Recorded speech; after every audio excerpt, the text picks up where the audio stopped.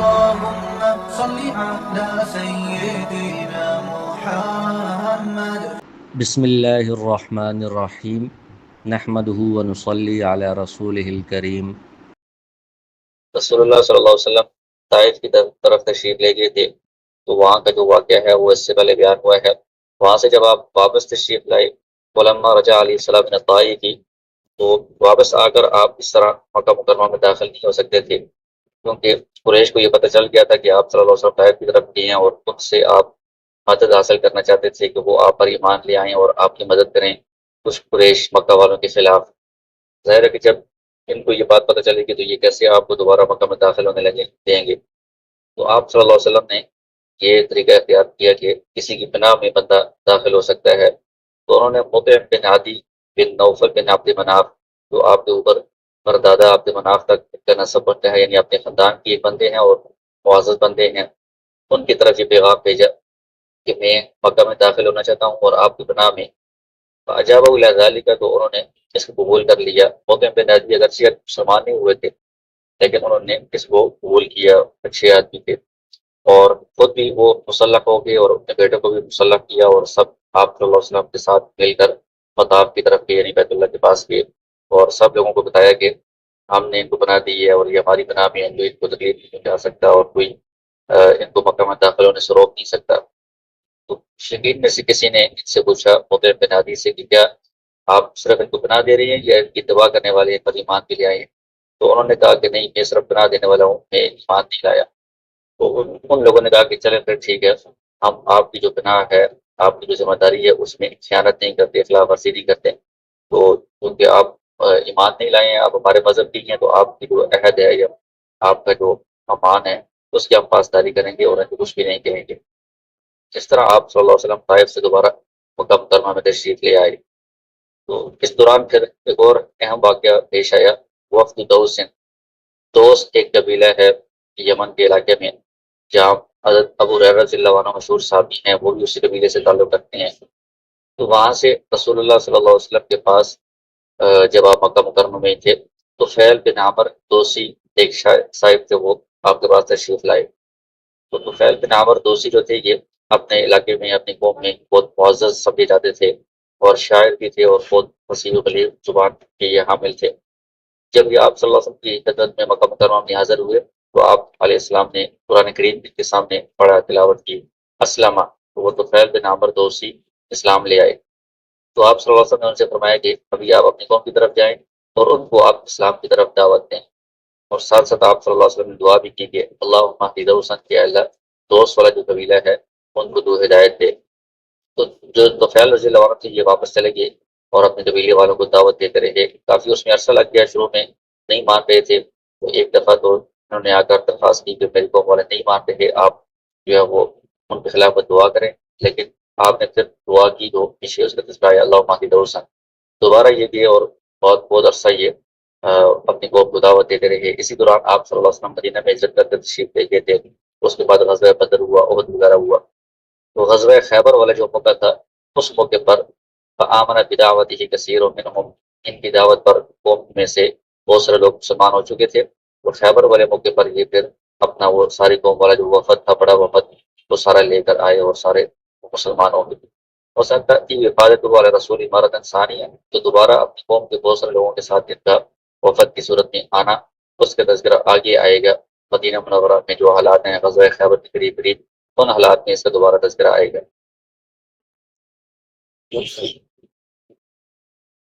الاسراء والمعراج،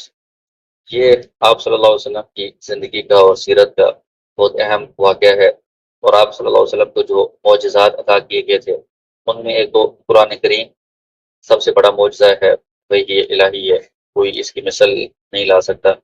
اور اسی طرح اسراء اور معراج، یعنی معراج کا جو واقعہ ہے، یہی رسول اللہ صلی اللہ علیہ وسلم کی معجزات سے بہت اہم، بہت بڑا معجزہ ہے، تو اس کا یہاں پر تذکرہ فرما رہے ہیں۔ تو اس کا پس منظر تو یہی ہے کہ اس سے پہلے آپ نے دیکھا ہے کہ آپ کی زندگی کے جو حالات تھے، مسلسل غموں میں اور تکلیفوں میں اور پریشانیوں میں گزر رہے تھے۔ ایک کفار کی طرف سے اذیتیں مسلسل دی جا رہی تھیں آپ صلی اللہ علیہ وسلم کو بھی، اور مسلمانوں کو بھی طرح طرح سے آپ کو اسلام سے پھیرنے اور روکنے کی کوششیں کی جا رہی تھی، اور ساتھ ساتھ عام الحزن بھی اس سے پہلے گزرا، کہ ابو طالب کی اور حضرت خدیجہ رضی اللہ عنہ کی وفات ہو گئی، اس سے بھی آپ کو ایک سہارا ختم ہوا اور آپ کو پریشانی بڑھ گئی۔ اور اسی طرح طائف میں آپ کے وہاں کچھ امید تھی کہ شاید وہ لوگ ایمان لے آئیں، وہ بھی ایمان بھی نہیں لائے، الٹا انہوں نے آپ کو سخت تکالیف پہنچائیں۔ تو آپ صلی اللہ علیہ وسلم نے جو پیچھے دعا کی تھی اس کے اندر کتنا بے بسی کا اور دکھ کا اظہار ہے۔ تو اس موقع پر اللہ تعالیٰ کی طرف سے آپ صلی اللہ علیہ وسلم کو تسلی دینے کے لیے، آپ صلی اللہ علیہ وسلم کی ہمت اور حوصلہ افزائی کرنے کے لیے، اور آپ صلی اللہ علیہ وسلم کی اعزاز و اکرام کے لیے یہ معراج والا واقعہ معجزہ آپ کو عطا کیا گیا کہ اللہ تعالیٰ نے آپ کو اتنا اعزاز و اکرام عطا کیا اور اتنا اپنا قرب عطا کیا اور ساری انسانیت سے بلند مرتبہ رتبہ آپ کو عطا کیا کہ آسمانوں کی اور عرش تک کی آپ نے سیر کی، جنت کی سیر کی۔ تو یہ آپ صلی اللہ علیہ وسلم کی حکمت کو بندانا اور تسلی دینا، اور آپ صلی اللہ علیہ وسلم کو یہ امید دلانا کہ یہ جو مشکلات ہیں یہ عارضی ہیں اور یہ ایک اللہ کی سنت ہے۔ ایسا نہیں ہے کہ ان مشکلات کی وجہ سے آپ کو کوئی نعوذ باللہ ناکامی ہو جائے گی یا آپ کے جو مسلمان ہیں وہ ناکام ہو جائیں گے، ایسا نہیں ہے، بلکہ اللہ تعالیٰ کی ایک سنت ہے، ایک طریقہ ہے، شروع میں مشکلات سے گزرنا پڑتا ہے، آگے اللہ تعالیٰ آپ کی یہ راہیں کھولیں گے اور آپ کا جو دین ہے اسلام ہے یہ بھی پوری دنیا کے اندر پھیلے گا۔ یہ آپ کی اعزاز و اکرام کے لیے معراج والا واقعہ ہوا۔ یہ کب ہوا تھا؟ قبل الہجرت، ہجرت سے پہلے ہی، جب آپ مکہ مکرمہ میں تھے اور وہ سارے تکلیف دے مختلف مراحل گزرے تھے، اس کے بعد اللہ تعالیٰ نے آپ کو اسراء اور معراج کے ساتھ اکرم اللہ تعالیٰ بالاسراء والمعراج یہ اعزاز و اکرام فرمایا۔ یہ تاریخ اس کی کوئی متعین نہیں ہے، مختلف روایات ہیں۔ ہجرت سے 1 سال پہلے بعض حضرات کہتے ہیں، بعض حضرات کہتے ہیں 11 نبی میں، یا نبوت ملنے کے 11ویں سال میں، اور بعض حضرات کہتے ہیں 27 رجب کو۔ 27 رجب والی تاریخ جو متعین نہیں ہے، اور بھی مختلف روایات ہیں۔ تو اس میں 2 لفظ ہیں، اسراء اور معراج۔ اسراء کہتے ہیں توجہہ لیلا الی بیت المقدس بإیلیاء ورجوعہ من لیلتہ، رات کے وقت آپ کا مسجد حرام سے بیت المقدس کی طرف جانا شام کے علاقے میں، اس کو اسراء کہا جاتا ہے۔ اسراء کا لغوی معنی ہوتا ہے رات کو چلنا۔ یہ راتوں رات آپ صلی اللہ علیہ وسلم بیت المقدس میں گئے تھے اور راتوں رات واپس آئے تھے، تو اس کو اسراء کہا جاتا ہے۔ معراج جو دوسرا لفظ ہے اس کا مطلب ہے صعودہ الی العالم العلوی، اوپر جو عالم میں بالا ہے، آسمانوں کا جو عالم ہے اوپر عرش کا، تو اس تک آپ کا جانا اس کو معراج کہا جاتا ہے۔ معراج کا مطلب ہے اوپر چڑھنا، اوپر جانا۔ یہ جو دونوں معاملات ہیں، قد قال جمہور اہل سنتی، جو اہل سنت کے جتنے بھی علماء ہیں اور متکلمین عقائد کے علماء ہیں، دیگر سیرت کے اور فقہ کے، حدیث تفسیر کے جتنے ائمہ ہیں، سب اس پر متفق ہے کہ ذالک کان بجسم شریف ہی، کہ آپ صلی اللہ علیہ وسلم کو جو معراج ہوا ہے یہ آپ کے جسم مبارک کے ساتھ ہوا ہے، صرف روحانی طور پر نہیں ہوا یا خواب کے اندر نہیں ہوا۔ جو بعض لوگ ایسے ہیں کہ جو معجزات کو نہیں مانتے، معجزات کا انکار کرتے ہیں، تو وہ اس میں تعویلیں کرتے ہیں کہ شاید خواب میں آپ نے یہ سب دیکھا ہے، یہ شاید صرف آپ کی روح کو اس طرح سیر کروائی گئی ہے۔ ایسی بات نہیں ہے، یہ معجزہ ہے، تو معجزہ جو ہوتا ہے وہ عجیب و غریب ہوتا ہے، عام روٹین سے ہٹ کر ہوتا ہے۔ تو اس میں آپ صلی اللہ علیہ وسلم کے جسم مبارک کے ساتھ اور بیداری کی حالت میں آپ کو یہ سارا معراج کروایا گیا ہے اور یہ ساری سیر کروائی گئی ہے۔ اگرچہ یہ عام روٹین سے ہٹ کر ہے، لیکن معجزہ ہونے میں کوئی شک نہیں ہے، اللہ تعالیٰ کی قدرت میں بھی کوئی شک نہیں ہے کہ یہ اللہ کی قدرت کے اعتبار سے ایک معجزہ تھا کہ آپ کو جسم کے ساتھ اور بیداری کی حالت میں یہ سارا مراحل طے کرائی گئے۔ اور وہاں پر جا کر اللہ تعالیٰ کی زیارت ہوئی ہے یا نہیں ہوئی، تو حضرت عائشہ رضی اللہ عنہا فرماتی تھیں کہ آپ صلی اللہ علیہ وسلم نے اللہ تعالیٰ کی زیارت نہیں کی، اور وہ یہ کہتی تھی کہ جو بندہ یہ کہے کہ آپ صلی اللہ علیہ وسلم نے اللہ تعالیٰ کو براہ راست دیکھا ہے، تو وہ اللہ تعالیٰ کے بارے میں ایک بہت عظیم بات کہہ رہا ہے اپنی طرف سے، تو اس کی کوئی دلیل نہیں۔ تو اس بارے میں علماء کا، اصحاب کرام کا ہی اختلاف تھا اور بعد میں بھی علماء کا اختلاف ہے۔ دوسری طرف عبداللہ بن عباس رضی اللہ عنہ اور دیگر صحابہ کرام کہتے تھے کہ آپ صلی اللہ علیہ وسلم نے معراج کے موقع پر اللہ تعالیٰ کو دیکھا ہے، اور سورہ نجم کی کچھ آیات ہیں جس میں آ رہا ہے ثم دنا فتدلی فکان قاب قوسین او ادنی فاوحی الی عبدہ ما اوحی، قریب ہو گئے۔ تو اس سے جو عبداللہ بن عباس رضی اللہ عنہ اور دیگر حضرات ہیں وہ یہ مراد دیتے ہیں کہ اللہ تعالیٰ کے قریب ہو گئی، اللہ تعالیٰ کو وہاں پر دیکھا، وہاں پر اللہ تعالیٰ نے آپ سے بات کی، وحی کی۔ اور حضرت عائشہ رضی اللہ عنہا اور دیگر حضرات یہ کہتے ہیں کہ اس قریب ہونے والے سے مراد جبرائیل علیہ السلام کے قریب ہونا مراد ہے اور ان کو دیکھنا مراد ہے، باقی اللہ تعالیٰ نے آپ کو وحی کے ذریعے سے یہ بات کی ہے، کلام کیا ہے، سامنے براہ راست آپ نے زیارت نہیں کی۔ بہرحال آگے فرماتے ہیں کہ والاسراء مذکور فی القرآن الکریم، اسراء جو ہے راتوں رات بیت المقدس تک جانا، اس کا تو قرآن کے اندر صاف صاف ذکر آ گیا ہے۔ سبحان الذی اسریٰ بعبدہ لیلا من المسجد الحرام الی المسجد الاقصی، تو پاک ہے وہ ذات جو اپنے بندے کو رات لے گئی تھی مسجد حرام سے مسجد اقصی تک، الذی بارکنا حولہ لنریہ من آیاتنا، کہ ان کو ہم اپنی آیات نشانیاں دکھلائیں، انہ هو السمیع البصیر۔ تو یہ اسراء ہے جو قرآن میں بالکل واضح طور پر نص قطعی کے ساتھ ثابت ہے۔ وعمل معراج، اور جو معراج ہے وہاں سے اوپر آسمانوں تک جانا اور وہاں کے جو حالات ہیں، وقد ورد فی صحیح سنت، صحیح احادیث کے اندر یہ وارد ہیں، بخاری میں، مسلم میں اور دیگر مستند کتابوں میں، اور صحیح سند کے ساتھ بھی ثابت ہے۔ تو پورا جو معراج کا واقعہ ہے یہ تقریباً متواتر ہے اور تقریباً قطعی ہے، کوئی بھی اس کا انکار نہیں کر سکتا۔ تو اصح احادیث ہی ما رواہ شیخان، سب سے جو زیادہ صحیح حدیث ہے وہ یہاں پر اس کا تذکرہ کر رہے ہیں جو شیخان نے یعنی بخاری اور مسلم نے روایت کی ہے۔ قاضی عیاض نے بھی شفا جو ان کی کتاب ہے مشہور سیرت کی اس کے اندر نقل کیا ہے۔ انس بن مالک رضی اللہ عنہ کی حدیث سے فرماتے ہیں کہ رسول اللہ صلی اللہ علیہ وسلم نے ارشاد فرمایا، اتیت بالبراق، میرے پاس براق لایا گیا، وہ دابۃ، اور وہ ایک جانور تھا جو حمار سے تھوڑا بڑا تھا اور بغل خچر سے تھوڑا چھوٹا تھا، اور اس کی قدم اتنا دور اس کے جاتا تھا جہاں اس کی نگاہ پڑتی تھی، تو بہت تیز چلنے والا تھا۔ قال فرکبتہ، میں اس پر سوار ہوا اور میں مسجد حرام سے بیت المقدس تک پہنچ گیا۔ وہاں پر میں نے اس براق کو باندھا اس حلقے کے ساتھ جس کے ساتھ پہلے انبیاء جو بیت المقدس کے پاس رہتے تھے تو وہ اپنی سواریوں کو وہاں پر باندھا کرتے تھے، وہاں پر ہی میں نے اس کو باندھا۔ اگرچہ براق جو ہے یہ جنت کی سواری تھی اور جبرائیل علیہ السلام آپ کے ساتھ تھے اور اللہ کی طرف سے یہ سارا انتظام تھا، تو اس کی چوری ہونے کا خدشہ تو نہیں تھا کہ یہ اس کو باندھنا ہے ضروری ہے ورنہ یہ چوری ہو جائے گی یا بھاگ جائے گی، ایسی بات نہیں تھی۔ لیکن باندھنے کا مقصد کیا ہے کہ امت کو تعلیم دینے کے اپنی طرف سے بندہ احتیاط کرتا ہے اور اپنی طرف سے بندہ اسباب کو اختیار کرتا ہے، اس کے بعد پھر اللہ تعالیٰ پر بندہ توکل کرتا ہے۔ پھر ثم دخلت المسجد، میں مسجد اقصی میں داخل ہوا، فصلیت فی رکعتین، اس میں 2 رکعت پڑھی، ثم خرجت، پھر میں نکلا، فاتانی جبرائیل باناء من خمر واناء من لبن، جبرائیل علیہ السلام 2 برتن میرے پاس لے کر آئے، ایک شراب کا تھا اور ایک دودھ کا تھا، ان میں سے کسی ایک کو اختیار کریں۔ فاخترت اللبن، میں نے دودھ والے کو اختیار کیا اور دودھ پیا۔ تو جبرائیل علیہ السلام نے فرمایا کہ آپ نے فطرت کو اختیار کیا ہے، مطلب شراب جو ہے نا وہ فطرت کے خلاف چیز ہے اور دودھ جو ہے فطرت کے مطابق چیز ہے، اس کو آپ نے لیا ہے، تو یہ اس بات کی دلیل ہے کہ آپ کا جو دین ہے اور آپ کی جو امت ہے وہ صحیح راستے پر ہوں گی، فطرت پر ہوں گی۔ آپ کا جو دین ہے اس کے عقائد اور اس کی تعلیمات، اس کے احکام سارے فطرت کے مطابق ہیں، کوئی بھی چیز فطرت کے اور عقل کے خلاف نہیں۔ پھر ثم عرج بنا الی السماء، وہاں سے ہمیں اوپر آسمان کی طرف لے جایا گیا،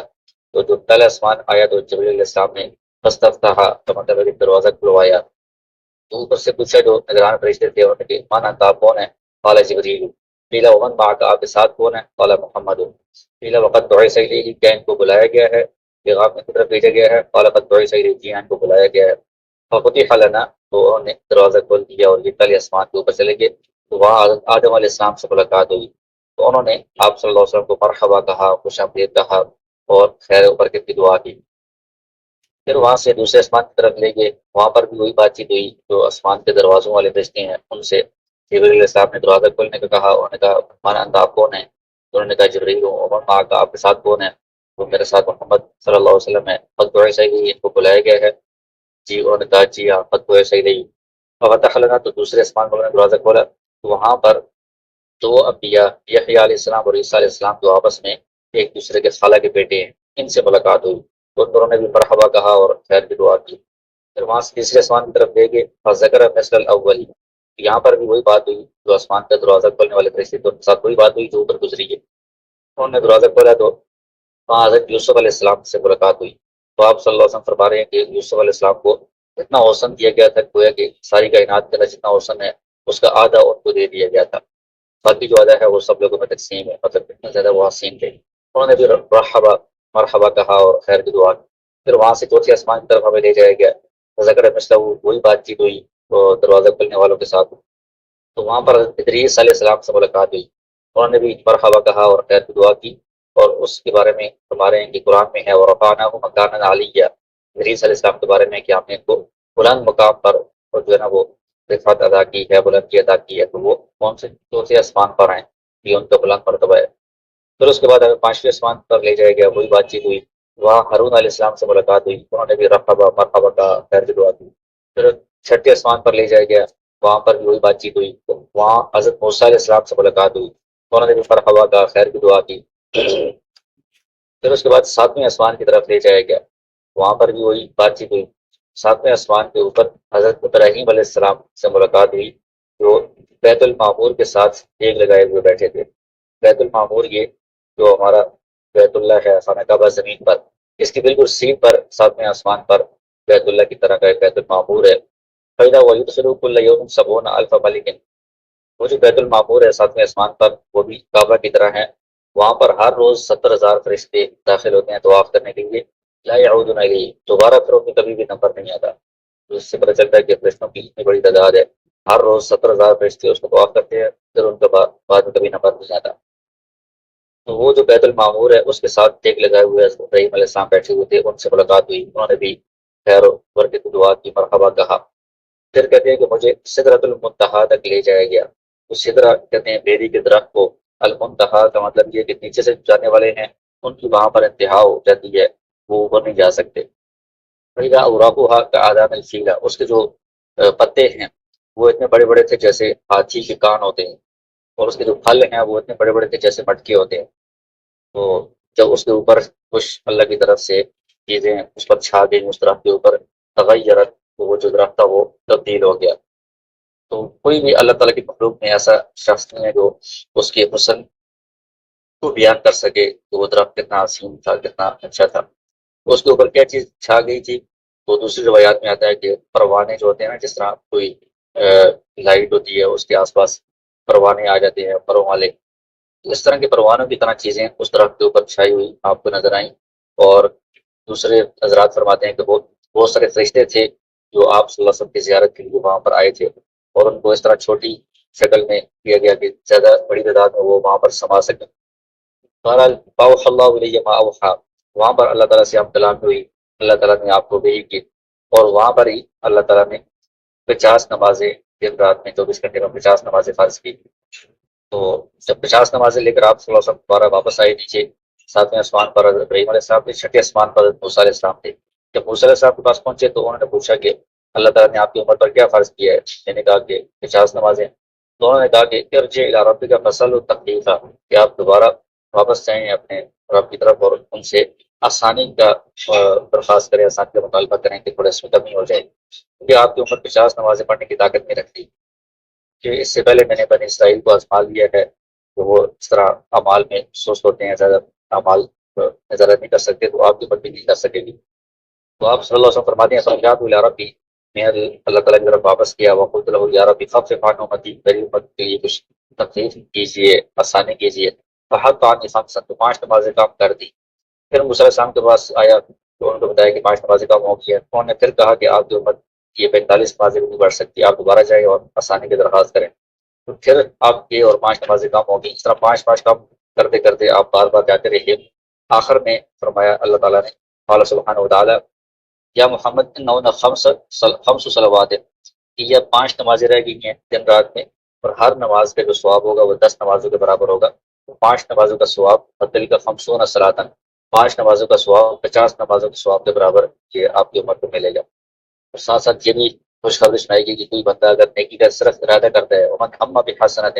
نیکی کا صرف ارادہ کرے، لم یعملھا، اس نے عمل نہیں کیا، ارادہ کرنے پر کتبت لہ حسنہ، اس کے لیے ایک نیکی لکھی جائے گی۔ اور جو بندہ ارادہ کرنے کے بعد عمل ہے اس پر عمل بھی کر لے تو اس کو ایک نیکی کے بدلے میں 10 نیکیوں کا ثواب اس کے لیے لکھا جائے گا۔ اور اس کے مقابلے میں جو بندہ برائی کا ارادہ کرے عمل نہ کرے، اس ارادے پر کچھ بھی نہیں لکھا جائے گا، اور اگر برائی کا ارادہ کرنے کے بعد عمل بھی کرے تو اس پر ایک ہی برائی، ایک ہی گناہ لکھا جائے گا۔ تو یہ آپ کی امت کے لیے بہت اللہ تعالیٰ کا فضل ہے، احسان ہے۔ قال فنزلت، تو آپ صلی اللہ علیہ وسلم وہاں سے نیچے اترے اور دوبارہ موسیٰ علیہ السلام کے پاس آئے اور ان کو بتایا کہ 5 نمازیں صرف رہ گئی ہیں۔ تو اس پر موسیٰ علیہ السلام نے کہا کہ نہیں، ترجیع الی ربک فاسألہ تخفیفا، مزید آپ کام کروائیں۔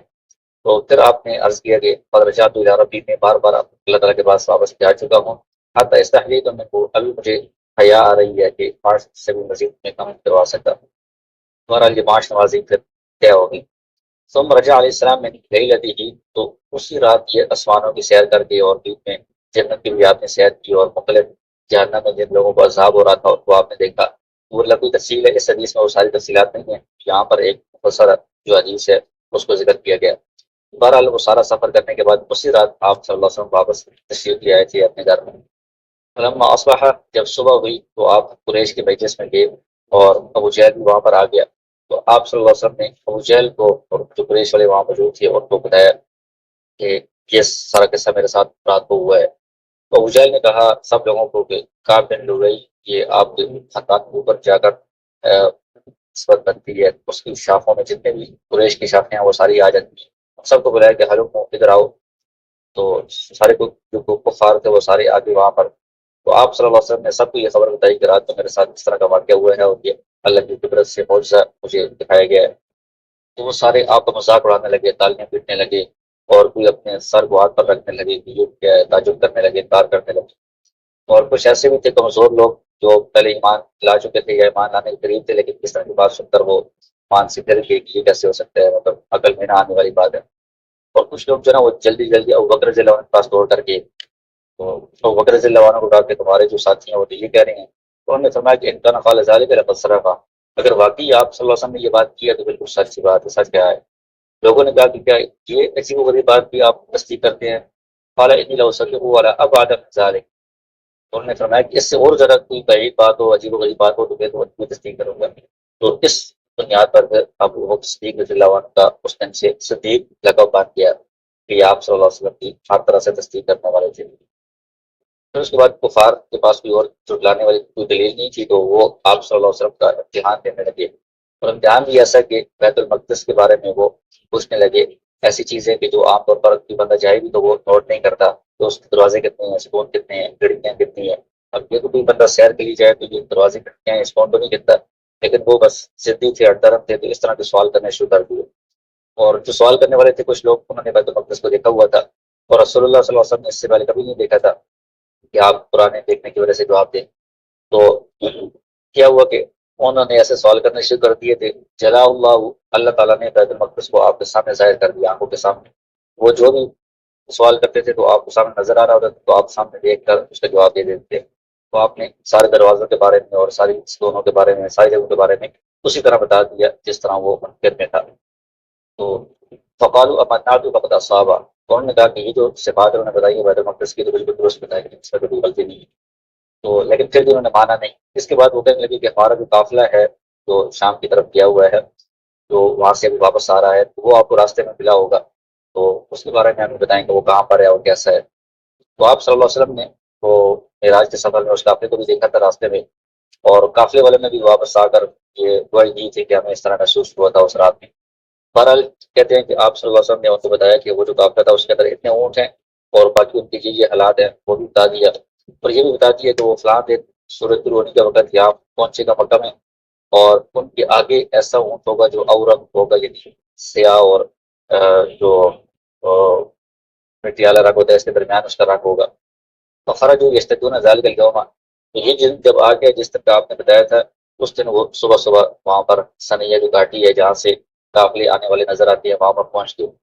ایک بندے نے کہا کہ یہ دیکھو سورج طلوع ہو رہا ہے، دوسرے نے کہا کہ یہ دیکھو قافلہ بھی آ رہا ہے، اور اس قافلے کے آگے وہی والا اونٹ تھا جس طرح آپ صلی اللہ علیہ وسلم نے فرمایا تھا، بالکل وہی بات ہے۔ تو ساری آپ صلی اللہ علیہ وسلم کی پیشن گوئیاں بھی سچی ہوئی، اور سارے آپ نے جو حالات بتائے وہ بھی بالکل حقیقت ٹھیک ہوئے، سچ ثابت ہوئے۔ لیکن وہ کیونکہ ضدی تھے، اڑترم تھے، ناز والے تھے، تو ان کے تکبر اور اناد کے اندر اضافہ ہوا، اس سے وہ ایمان نہیں لائے، اور یہ اوپر سے الٹا انہوں نے بہانہ بنا لیا، حتی قالوا ھذا سحر مبین، یہ تو جادو ہے، جادو کی وجہ سے ہمیں یہ باتیں بتا دی، اعوذ باللہ۔ اور پھر یہ جو معراج والی رات تھی کہ کیونکہ اس میں آپ صلی اللہ علیہ وسلم پر اور آپ کی امت پر نمازیں فرض کر دی تھیں، تو اگلے دن صبح جبرائیل علیہ السلام آئے اور انہوں نے آپ صلی اللہ علیہ وسلم کو اللہ کی طرف سے نمازوں کی طریقہ کار کیفیت بھی سکھائی اور اوقات بھی سکھائی۔ اوقات کے بارے میں حدیث آپ نے پڑھی ہوگی کہ فجر ایک دن جو وقت شروع ہوتا ہے سارے نمازوں کا، شروع والے وقت میں نماز پڑھائی، پھر اگلے دن آخر وقت میں نماز پڑھائی، اور کہا کہ دو وقتوں کے درمیان ان نمازوں کے اوقات ہیں۔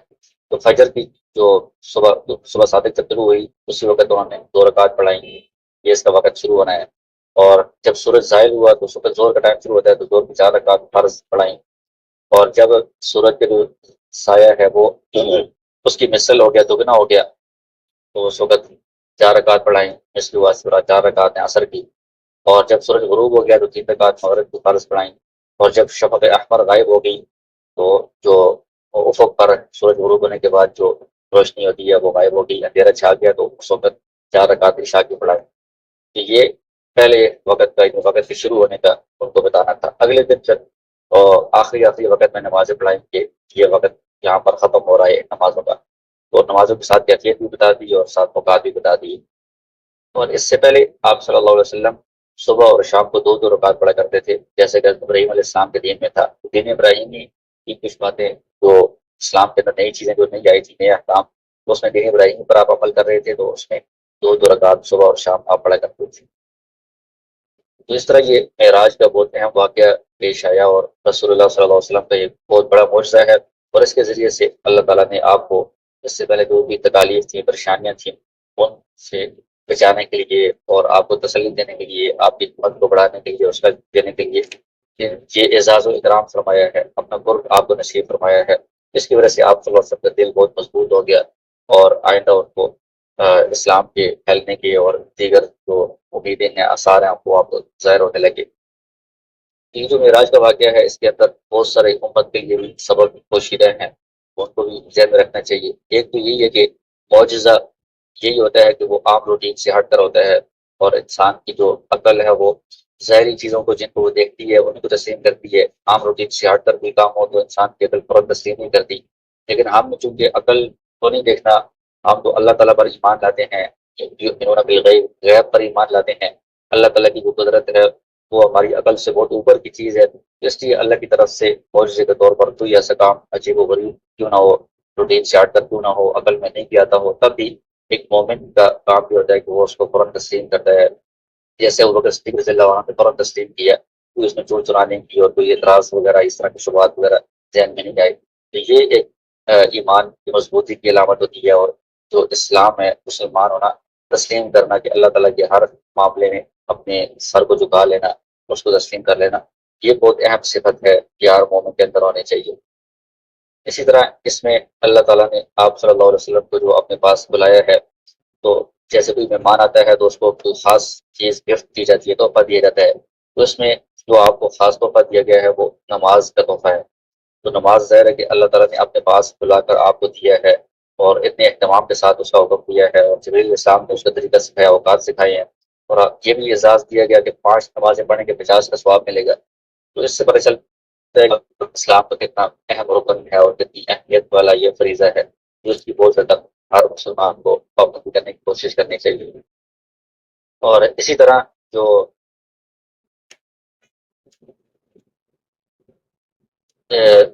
ارادے سے متعلق بات آئی ہے کہ نیکی کا اگر بندے کو لگے کہ میں یہ بہت بڑی نیکی ہے، میں نہیں کر سکتا، تو کم از کم اس کے لیے ارادہ بندہ کر لے، کوشش کر لے، اس پر بھی اللہ تعالیٰ اجر و ثواب عطا فرماتے ہیں۔ جیسے کوئی مال خرچ کرنے کی بات ہوتی ہے، بندے کے پاس مال نہیں ہے، تو بندہ کم از کم کوشش کر لے، نیت کر لے، یا اور ایسا کوئی عمل ہے جو بظاہر مشکل لگ رہا ہے کہ مجھ سے نہیں ہوتا، لیکن اپنی طرف سے بندہ نیت کر لے، کوشش کر لے، تو اللہ تعالیٰ اس میں بھی اجر و ثواب بھی عطا کرتے ہیں، اور اس کے لیے آگے راستے بھی کھولتے ہیں۔